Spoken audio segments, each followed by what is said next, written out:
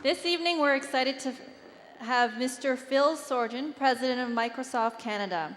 He's going to share with us his insights on entrepreneurship and technologies.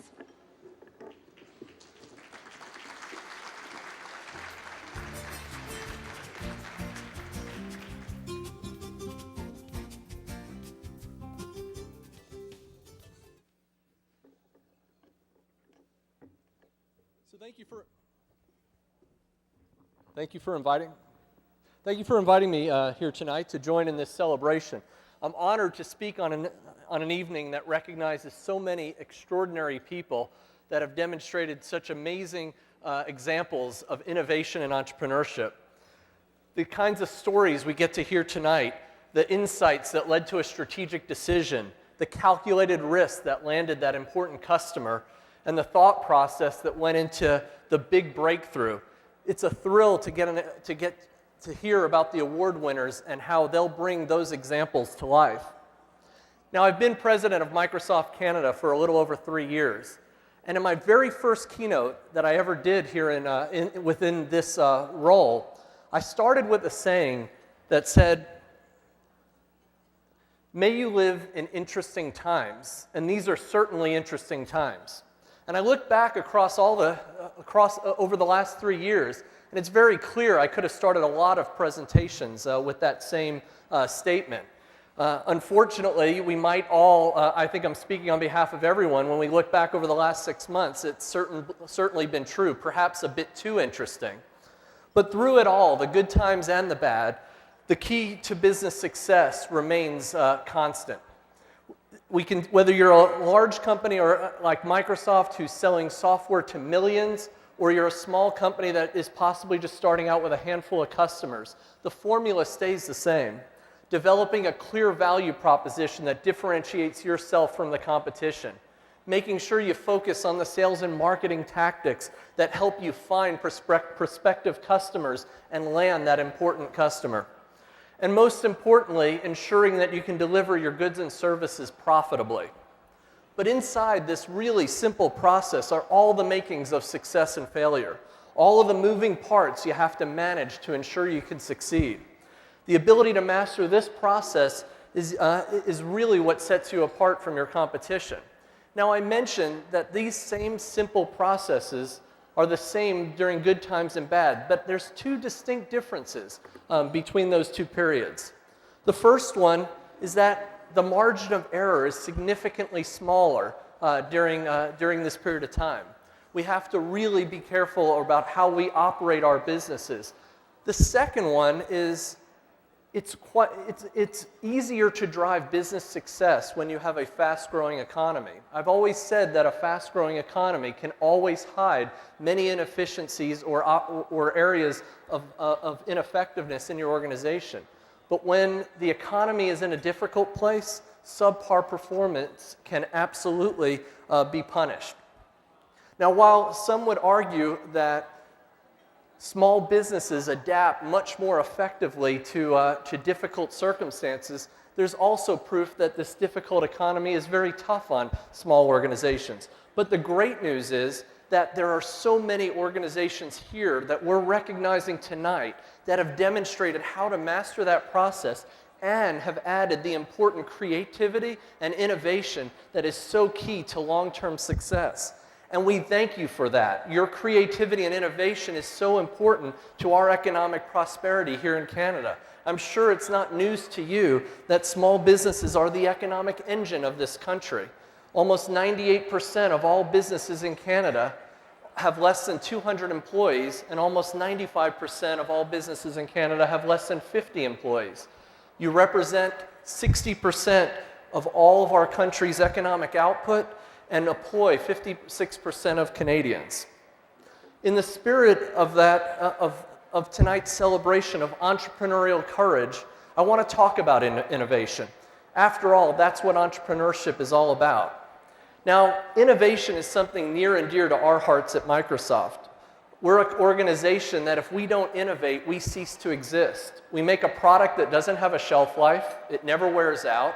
We're often competing against our most recent best effort, and we exist in a very competitive marketplace where there's always emerging technologies that we have to watch out for. Now, I'm often asked, how do you create that culture of innovation within your company? Well, the first thing we do is we invest.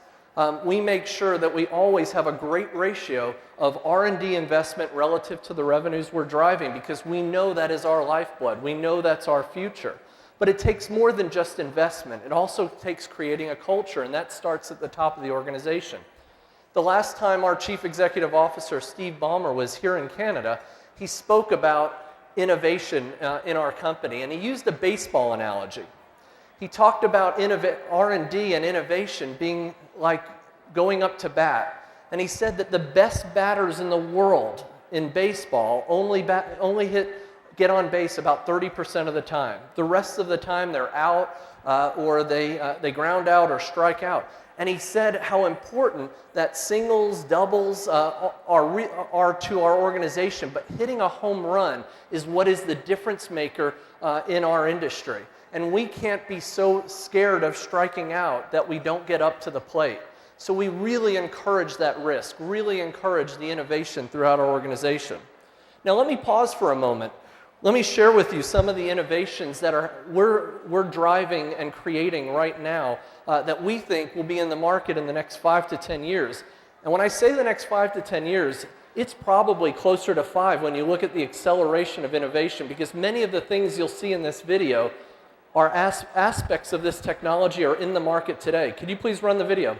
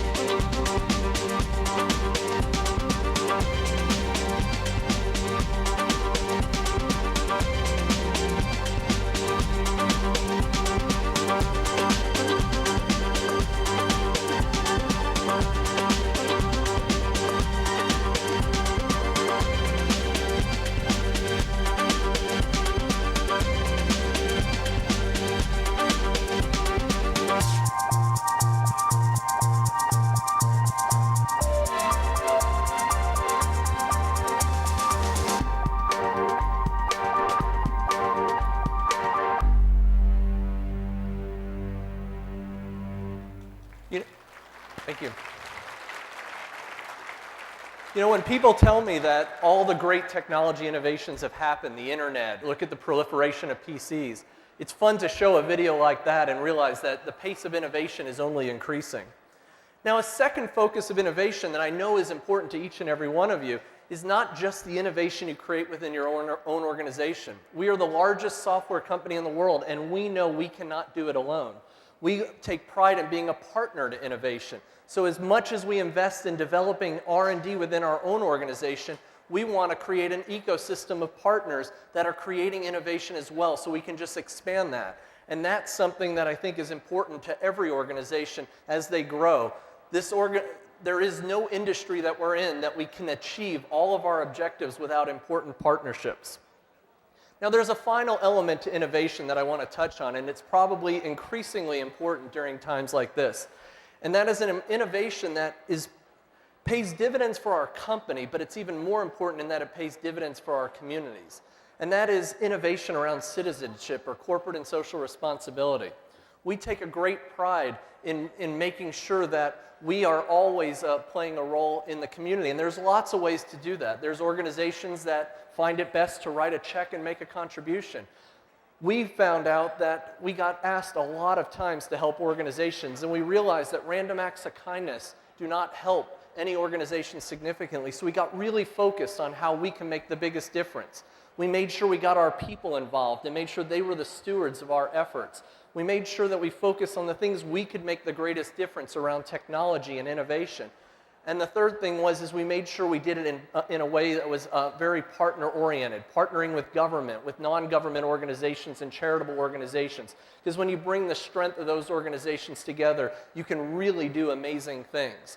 Some simple examples are bringing technology into long-term healthcare facilities so that young children who are in long-term care can stay connected to the outside world. We're providing technology to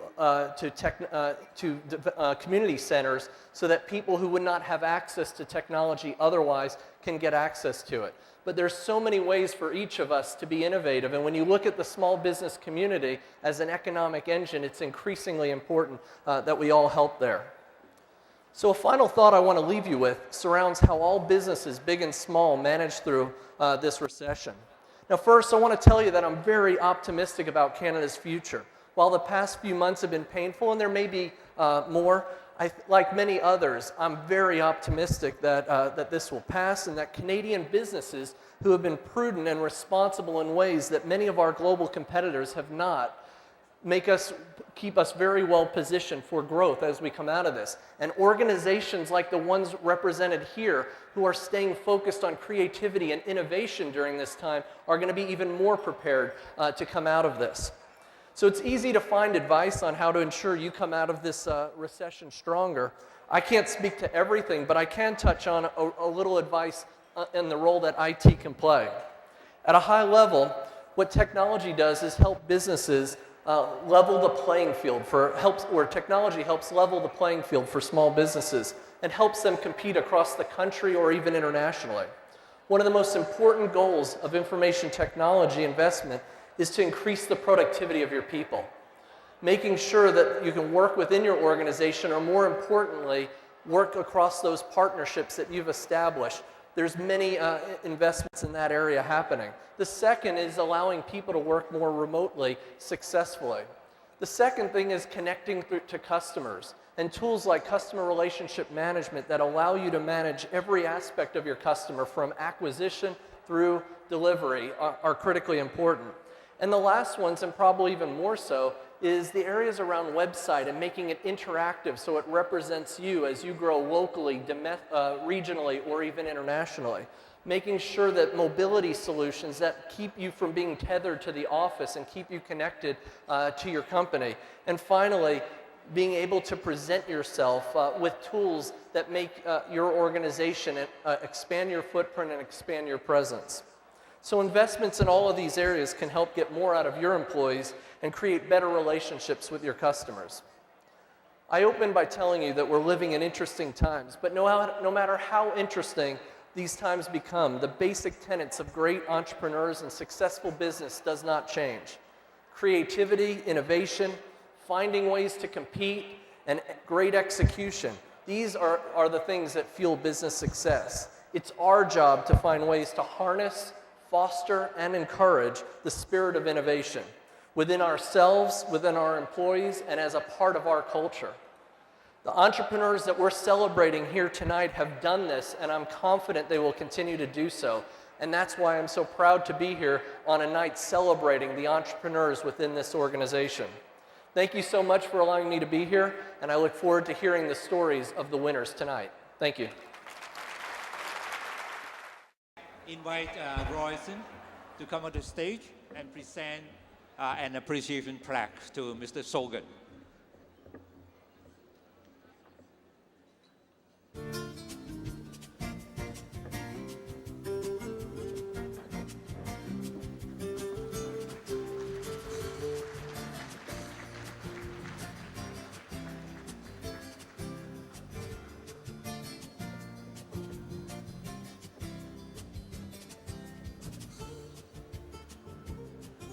Thank you again, Mr. Phil Sorgen and Rosin.